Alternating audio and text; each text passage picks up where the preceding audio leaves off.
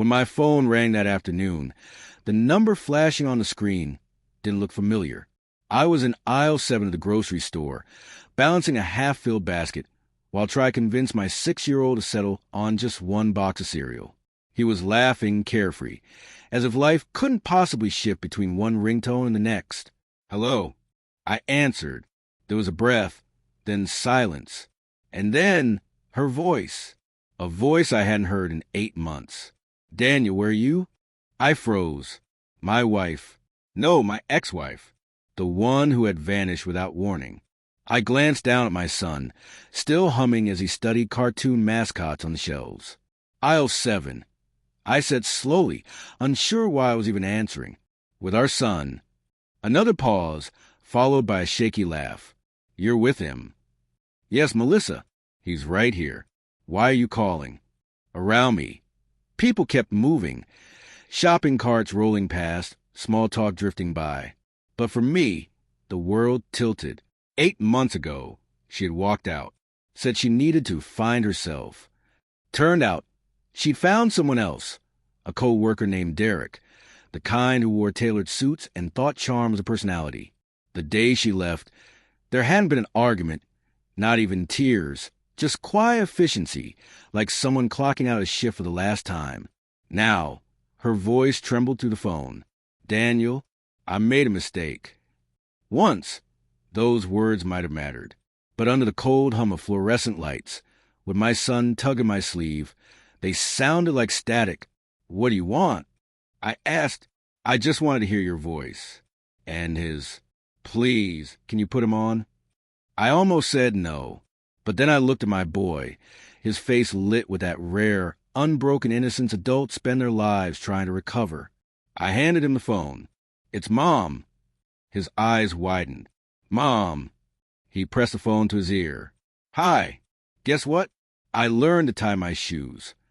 I stepped back, pretending to study a soup label while my chest tightened. Her muffled voice came through, soft and cracking. He giggled, telling her about school, about his new friend Mason. When he handed the phone back, he whispered, "She said she misses me." I swallowed hard. "Yeah, buddy, I'm sure she does." Melissa's voice returned, quieter now. "Can we meet? The three of us." I stared at the rows of neatly stacked cans and boxes.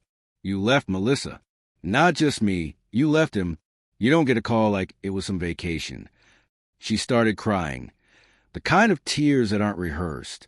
"I know. He doesn't deserve that. You don't either. Derek, he wasn't who I thought he was." Of course he wasn't. They never are. Anger stirred, dull and heavy. Tell that to someone who cares. "Daniel, please," she said, her voice cracking. "I'm back in town. I've been thinking about everything.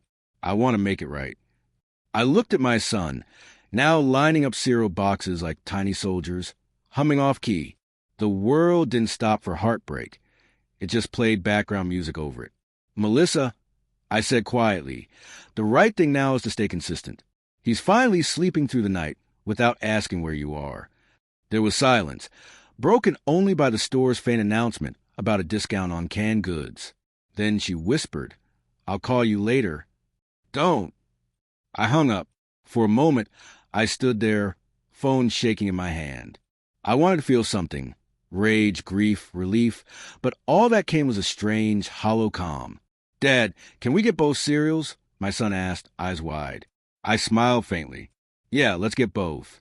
As we walked toward checkout, I realized something. I hadn't been waiting for her voice in a long time. Maybe she called for closure.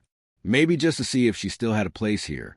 But that space had already been filled, with quiet mornings and a little boy who still believed in joy.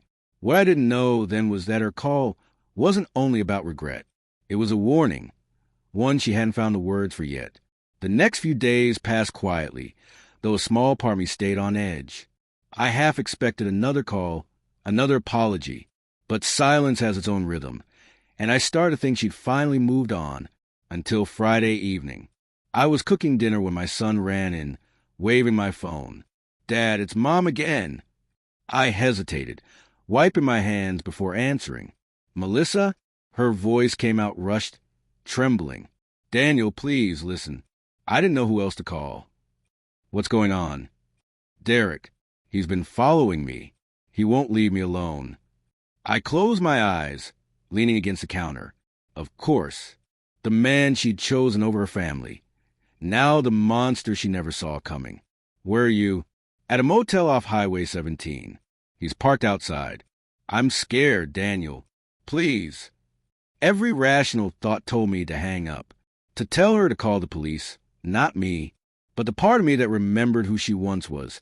The woman who used to hum to our son in the mornings. Couldn't ignore it. Get your shoes and coat. I told my boy. Minutes later, we were driving through the rain. The wipers moved in slow, steady arcs, sweeping away pieces of the past I thought I'd buried. When I pulled into the motel lot, I saw her standing beneath a flickering light, soaked, clutching her bag like a lifeline. She looked smaller somehow, her confidence stripped away. I parked and stepped out. Where is he? She pointed toward a black SUV across the lot. Its headlights blinked once, then went dark. He's been watching me for hours, she said. Every time I try to leave, he blocks me. Anger finally caught up to me. You walked out on your family for that man, and now you want me to make you feel safe again?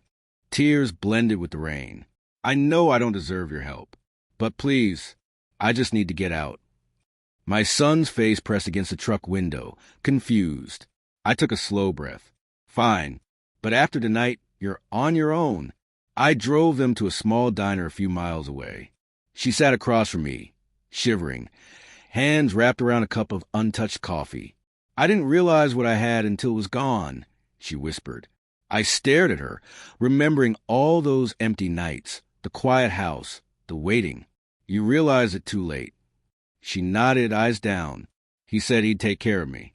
Then he started checking my phone, showing up at work. When I tried to leave, he told me he'd make sure you'd never trust me again. I sighed. You didn't need his help with that. Her lip trembled, but she didn't argue. For once, she looked like someone who finally understood the weight of her own choices. After I made sure she was safe with the police, I drove my son home. He fell asleep on the way, his small hand resting on his toy truck. I sat in the driveway long after the engine died, rain soft against the windshield. My phone buzzed, a message from Melissa. Thank you. I'll sign the papers tomorrow. You deserve peace. I didn't reply. I didn't need to. The next morning, sunlight spilled across the kitchen floor. My son wandered in, hair messy, eyes half closed. Dad, can we go to the park today? Yeah, buddy, I said, smiling. We can. As he ran off to grab his shoes, I realized something. Closure doesn't always come with apologies or neat endings. Sometimes it's a quiet phone call in a grocery aisle. Sometimes it's a final message that doesn't need an answer. Melissa had finally said goodbye, and this time I believed her. But as I stood there with my coffee, I couldn't shake one thought. Maybe her call wasn't just about fear.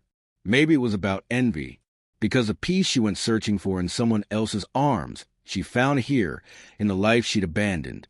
And this time, I wasn't giving it back.